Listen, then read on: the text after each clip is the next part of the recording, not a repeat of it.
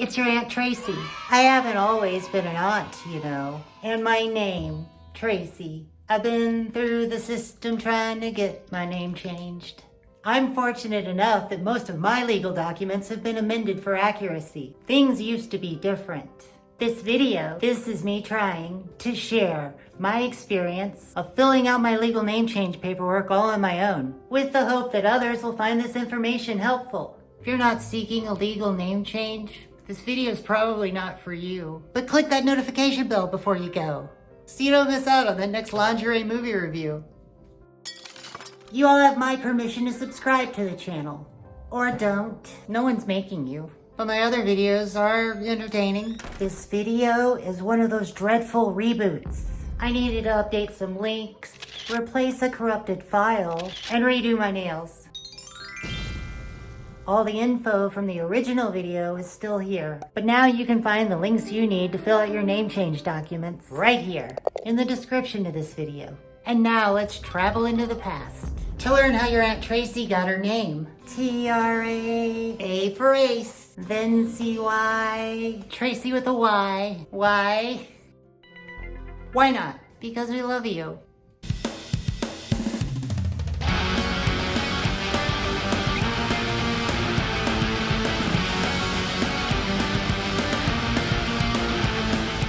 Hello, it's Aunt Tracy. In today's video, I'm explaining all the steps that you'll need to take to rid yourself of that pesky dead name once and for all. Are you ready? Let's get started. It should be said up front that while I'm doing my bestest to make this video entertaining for a general audience, the advice contained herein only really applies to Missouri residents.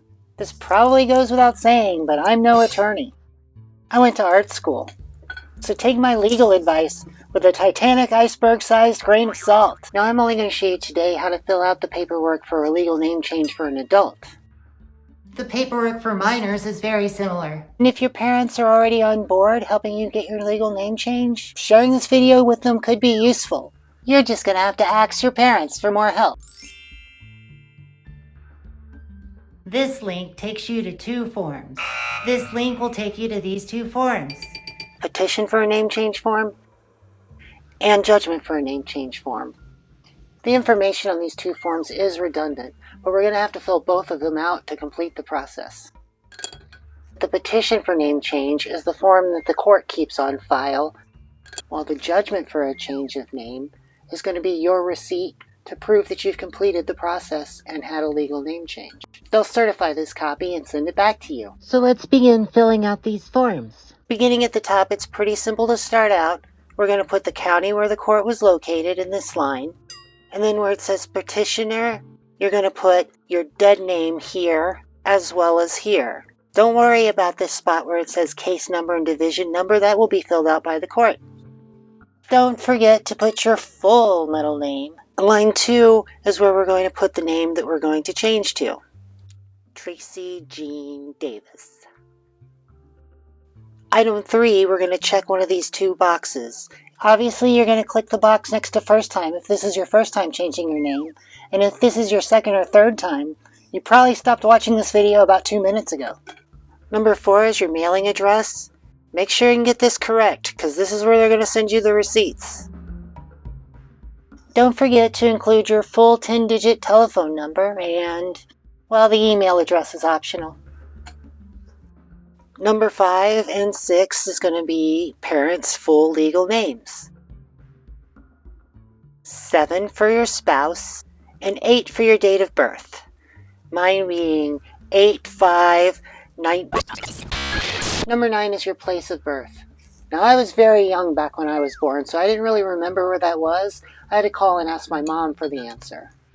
Number 10, you don't even have to put anything down. Weird, I know. Number 11, I want to change my name because. Number 11 is another very important line because whatever you put on this line is what you're going to want to say when they ask you in court why you want to change your name. I put something like, I prefer this name because it's more in line with my gender identity. But then when I got to court and they called me up to the stand, instead of saying exactly what I'd written down on line number 11, I got a little off course. I got nervous and forgot my line. The judge asked me Now, what's the reason you'd like to change your name to Tracy? And I said, I like that name. The judge was a total sweetheart and a really good improv partner. He gave me a prompt and got me right back on track. He said, doesn't it have something to do with gender? Oh yeah. 12, 13, and 14 are pretty straightforward questions. I reside in either the United States or another country, in the state of and in the county of. Number 15, you need to check one of these two boxes, whichever one applies to you. Either my name has never been changed, or my name has previously been changed as follows. If you have had a name change on a previous occasion, look at you, you're ahead of the game. You need to state your previous name here, and the case, and court where this judgment of name change was entered. This information should be available in the judgment of name change form that you had certified during your previous name change. Number 16 is usually for folks whose personal safety might be in jeopardy. Number 17, they're going to ask you if there are any unsatisfied money judgments against you. If this applies to you, I'm sure you're already aware of it. Number 18 is basically the same question, but just worded a bit differently, I suppose. 19 is where you put down all of your spawn. After the spot where we put down our children's names, we get to the signature. Now wait! Don't sign it unless you're in the presence of a notary public. I just googled notary public and it wasn't very expensive, but if you'd like to save the expense and get it done for free, a lot of the time, you can find free notary services at your public library. The attorney section we'll get to skip because I'm showing you how to do this, so you don't have the extra expense of hiring an attorney. Now we'll move on to the judgment for a name change form. The judgment for name change form starts out the same. We're going to put our dead name here, and we're going to check that we're appearing in person. Number 3, we're going to use our dead name. We're going to put it here, and then we're going to put our new name here. And we'll put our birth date right here. Change of birth records, let's skip that for now, and we'll talk about it more at the end of the video. Number 5, public notice of change of name. Now in the state of Missouri, they do require that you publish a change of name notice in a county paper. Now I know that this has tripped up a few transgender people in the past, especially if you're closeted. You might not want people reading that you've changed your name. For most people, there's no getting around this without hiring an attorney, with the possible exception of a petitioner who's been the victim of domestic violence. So maybe it'll help put your mind at ease to notice that, these legal notices are very small print in the classified section. Most people don't read them. More people read their iTunes Terms and Services contract than read this part of the newspaper. Another strategy you might try if you're concerned about this, it just says it has to run in a paper in the county where you live. It doesn't say it has to be the city where you live. And one final option for you, if someone you're not comfortable coming out to discovers this notice in the paper, you can always just lie to them. Just tell them it's not you. Tell them it was somebody else. Tell them it was someone who had the same name as you, and that the two of you got together and came to an accord, and that they were forced to change their name after you vanquished them in a best of 7, no-holds-barred hopscotch tournament or something. In order to publish a notice in the paper, the court will ask you to fill out another form. The request for publication, which you can find right here. Let's fill it out together now. You're going to enter the county at the top, and then you're going to start with your dead name right here. Again, skip the case number and division number. Then you're going to put your dead name and address in this next spot where it says petitioner's name before change and address. Notice to be published in the paper. You're going to put the county again, skip division and case number, and skip the record number, and then enter your dead name and your actual name. Then put the name of the paper it's going to be published in, and the county once again, and then sign it with your dead name.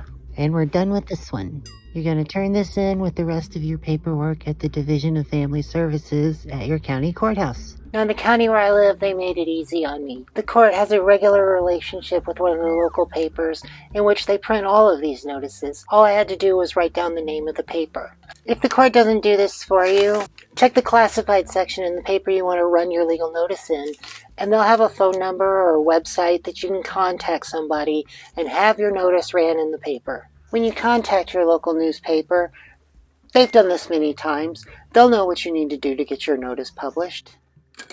Number 6, this is where court costs come into play. If you simply don't have the money to pay these court costs, then here's a link that you can use to get those fees waived.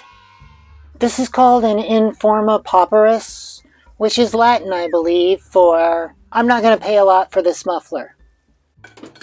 To find out the number of the Judicial Circuit Court in your county, you'll probably have to Google that. It's easy, just Google the county that you're in and Judicial Circuit Court. It'll be the first thing that pops up probably. And then under petitioner, you're going to put the dead name and your address and telephone number. And then move down to marital status, your spouse's name, and the number of dependents.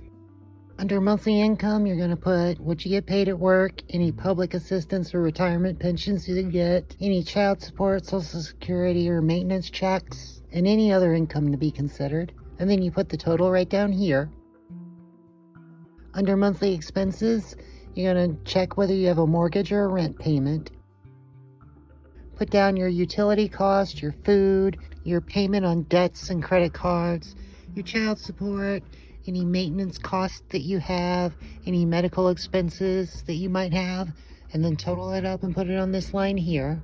Then you're going to put your assets. You're going to put how much cash you have on hand, any bank accounts, checking or savings, the approximate value of your home or real estate, the approximate value of any cars that you own, and any other personal possessions that might be worth a significant amount, like a really nice computer or some jewelry, maybe a copy of Action Comics #1.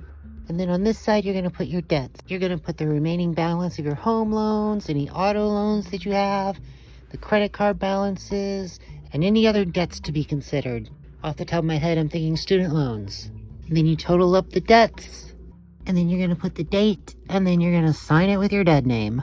If you file the informa pauperis, they're going to give you a court date in which the judge decides whether or not your court fees get waived. The only drawback to having the court costs waived, it adds another step to the process, which will delay the completion of your name change for just a little bit longer. Okay, now to wrap up our judgment for a legal name change form. And it looks like one last time, your dead name and current permanent address go right here. Remember when we left the attorney spot blank? Well, we're going to have to prove that we're capable of representing ourselves in court. The way we do this is by watching another video. You can find this video by clicking the link that says Education Program right here. It'll take you to this page, the Litigation Awareness Program. Just click play to watch the video, or you can read the written transcript as provided right here. After watching the video, click here to get your Litigant Awareness Program completion certificate. This certificate's pretty easy to fill out. You put the county where you live, you're going to put your dead name here, and then you're going to sign it with your dead name and print your dead name again right here. And click this button there to print the page. Once you've completed all the paperwork, you're going to file it with the Division of Family Services at your county courthouse. Once you've completed all of this paperwork, and then you've submitted it to the Division of Family Services at your county courthouse, the next thing that's going to happen is they're going to give you a court date. The day I went to court, I was a little bit overboard. A little extra. I wanted to represent myself in the best light, so I put on what was, at the time, my nicest, most conservative house dress. In fact, it was this house dress right here. Only to discover, once I've arrived at court, that it was a casual affair. Everyone else was dressed a lot more like this. You know, everyone else just kicked it in their everyday clothes, jeans and a nice clean top. Except the judge, of course, who came in a robe. His robe wasn't nearly as cute as my robe, but you get the idea. At this point, we're done for a while. You can relax. There's really nothing left to do except to wait for the mail to arrive. So just check your mailbox. Once you've received the certified copy of the judgment for legal name change in the mail, you're going to want to take that down and get all of your gender markers changed on all of your IDs. And that's where Form 5532 comes into play. This is the form that we'll need to change our gender marker on our driver's license or state ID. This isn't a form that you can fill out all by yourself. Completing this form requires a professional opinion. You have to find a physician, a therapist, a counselor, a social worker who will validate your gender identity for the state. Eye roll. So be sure and visit your nearest gatekeeper. I have had friends who, when they went to the DMV to turn in this form, the person behind the counter was reluctant to change their gender marker. If the person at the counter of the DMV gives you a hard time about changing your gender marker, my best advice is just grab your papers, take them with you, don't make a fuss, and come back later when that person isn't working. So I promised I'd come back and discuss how to change your gender marker on your birth certificate.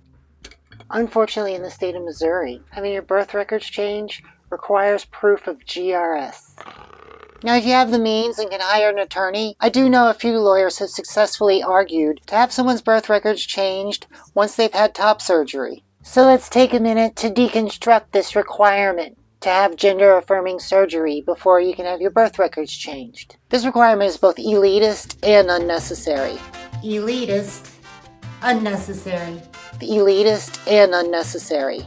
Elitist, unnecessary. I feel like I could do this all night. Elitist and unnecessary. Elitist, unnecessary. Elitist because for many of us, we simply can't afford the cost of these procedures.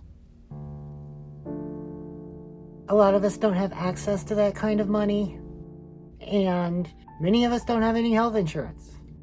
Even when we can get health insurance, many times these procedures aren't covered. And even when they are covered, the deductible attached to them can be outrageous. This is another one of these laws that seems to exist solely as a fine for transgender people, to impose yet another financial burden onto an already marginalized community. Is another method of maintaining power dynamics, of reaffirming social hierarchies. After all, if we're spending all this money on surgery, we have less capital to spend in activism that advances our social equality. This law is completely unnecessary. I mean, what purpose could it possibly serve? What do they think is going to happen? Are they afraid a stampede of cisgender people is going to rush on down to the DMV so they can hang out all day and then change their gender marker just for funsies? Hey, I've got news for some of y'all. Surgical procedures are not what gives us our gender. Furthermore, many trans people do not desire having these procedures done in the first place. Yeah, my body, my choice. Well, I hope this video was helpful to those who were seeking a legal name change. I think I covered everything. Yeah, that ought to do it. Bye!